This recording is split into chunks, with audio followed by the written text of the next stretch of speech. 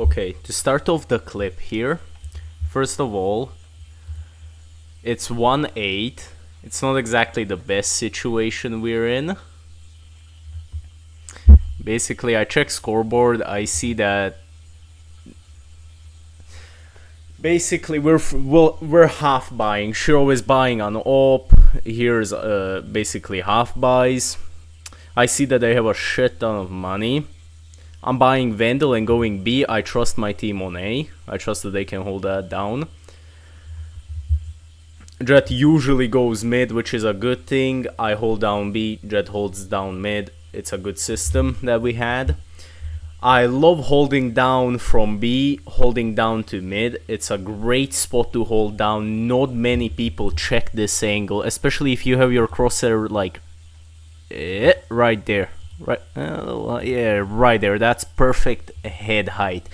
If they have so many angles to check here. They have boiler, they have mid from A, they have tube, and Jet is also peeking this long, so I shouldn't have been holding this, but that's okay. I didn't hear taking orb or anything on B, so I was confident in holding this angle. I have all abilities. 3 people are on A.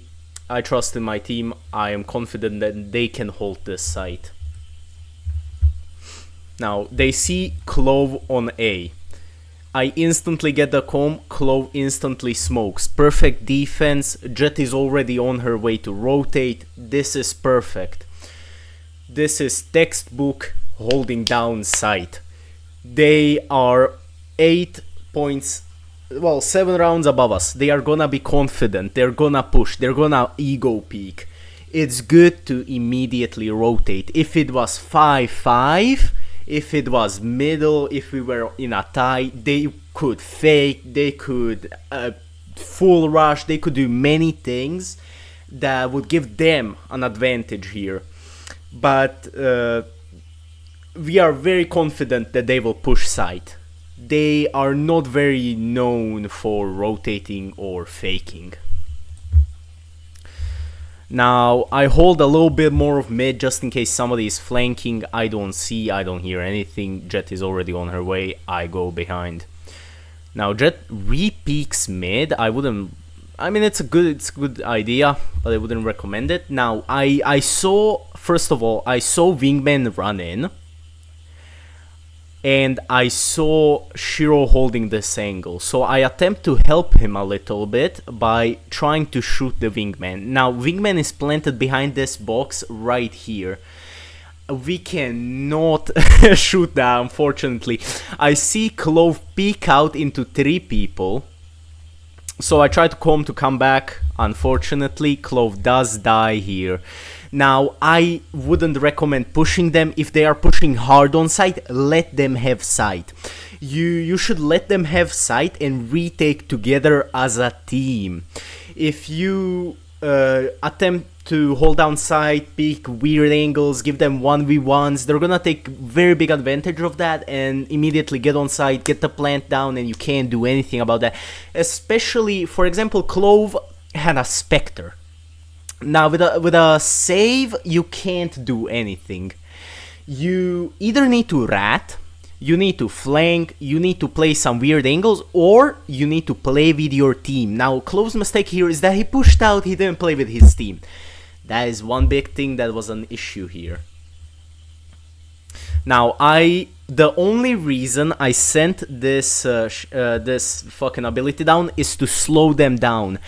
I was not planning to peek off of this. It was only to support Sage and KO who were pinned down. As you can see, Neon is already pushing in. There's 2 people right here. I'm assuming this is Gecko and this Sage. Sage usually walls this. I was confident that Shiro would be able to take this shot and kill him. I sent this orb down just to assist them, just to slow down the enemy push as much as I could. Now, I use shield in attempt to either peek out here to take this long fight, or if nothing else to peek out here. Now, you can already see the little yellow outline. Shiro does die and he immediately starts yelling that there is one top. I don't hear that there is one top, but I did see his outline, so immediately I brought my crosshair up. No chance for him to react to that shit. Immediately my crosshair was up. Now I get a kill, I get a shield. Abusing that shield, I attempt to get one more. Now I see that just Sage got absolutely domed from backside, and so I try to react to this as fast as possible to assist my Jet here. I peek out a little more. Jet has fallen back, which I did not expect. I expected to hold that angle with Jet, kind of forgetting that he had a Sheriff, but it was good enough because in the end I get the kill, I get another shield, and I get timing on Sage. She either did not expect me to peek out that much or trusted way too much in her melee. This allows me to get another shield, not that crazy useful, but it is a shield, regens my ability further up, gives me a great timer to peek out, reload my gun. I have a wall, I have ult. If nothing else, if my Jet somehow manages to die, if his flank, I instantly pop ult. Spike is down, timer isn't really good, but if nothing else, I bring down their eco and bring up our own.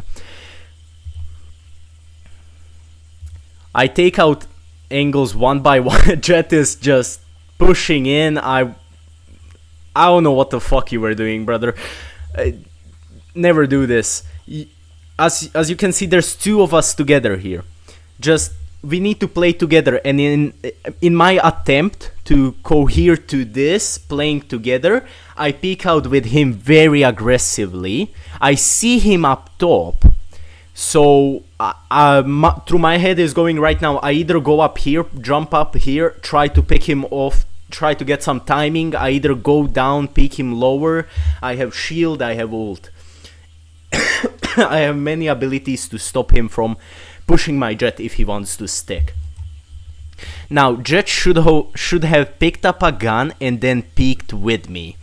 If we peeked together, we would have been able to get the kill very easily and had enough time for the fuse. Now, what we do is kind of weird here. I stay and watch this angle. I heard him jump once, so I instantly looked up here. I thought that he jumped up here. I see him on the minimap. I know the Jet saw him, so I instantly peek out and get the kill from him being distracted by Jet. That was a just insane round, all around us having a save, me just getting picks based off of my teammates helping me, having good positioning, knowing that they're gonna be aggressive. You need to analyze your enemy to really know how they're gonna play. If I had not been this passive here, I would have definitely died and thrown the round. If I had thought the enemy is playing smart and just getting spiked down and going back into main and watching from spots, I would not have won this. But I knew that they were aggressive, so I just stayed back, the